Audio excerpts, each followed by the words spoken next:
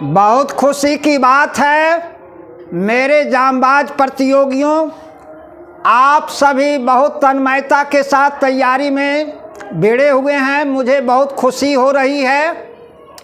आप सबों के सामने आज संविधान से संबंधित एक वीडियो दे रहे हैं। आप सभी काफ़ी तन्मयता के साथ उसको देखेंगे। टॉपिक बहुत ही परीक्षोपयोगी है, इसको आप सभी ध्यानपूर्वक देखेंगे। संविधान का खंड 7 है राष्ट्रीय आपात अनुच्छेद 352। राष्ट्रीय आपात 3 परिस्थितियों में ही लागू किया जा सकता है। बाह्य आक्रमण हो, युद्ध की आशंका हो या आंतरिक सशस्त्र विद्रोह हो। इन 3 परिस्थितियों में से किसी भी एक परिस्थिति के आने पर राष्ट्रपति के द्वारा अनुच्छेद 352 का प्रयोग किया जा सकता है।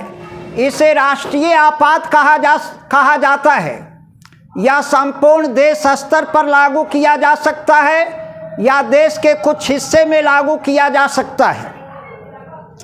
जब अनुच्छेद 352 लागू होगा तब अनुच्छेद 19(1) स्वतः निलंबित होगा। ऐसा प्रावधान अनुच्छेद 358 में वर्णित है। जब अनुच्छेद 352 लागू होगा तो अनुच्छेद 20 और 21 किसी भी परिस्थिति में निलंबित नहीं होगा। ऐसा प्रावधान अनुच्छेद 359 में वर्णित है। जब राष्ट्रीय आपात लागू होगा तो संसद से उसे 30 दिनों के अंदर अनुमोदित होना अनिवार्य होगा। अभी तक भारत में अनुच्छेद 352 का प्रयोग 3 बार हुआ है। 1962 में, 1971 में और 1975 में। तो इस तरह से राष्ट्रीय आपात से संबंधित परीक्षा के दृष्टिकोण से महत्वपूर्ण हमारा संदर्भ है। अनुच्छेद 352 लागू करने के लिए कितनी परिस्थितियां वर्णित है संविधान में? 3 परिस्थितियां।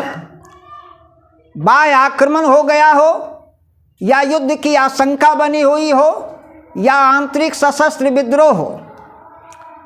पहले आंतरिक गृह युद्ध शब्द था।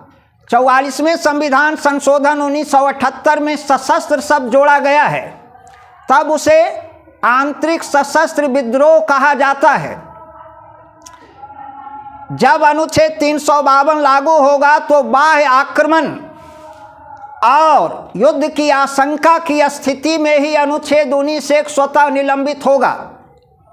आंतरिक सशस्त्र विद्रोह की स्थिति में अनुच्छेद 19(1) स्वतः निलंबित नहीं होगा।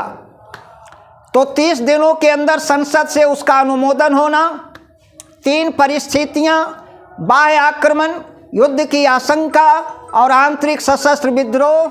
अभी तक भारत में 3 बार इसका प्रयोग हो चुका है। 1962 में, 1971 में और 1975 ईस्वी में। तो आज हम यहीं अपनी वाणी को विराम देते हैं। फिर अगले वीडियो में हम सभी बातचीत करेंगे।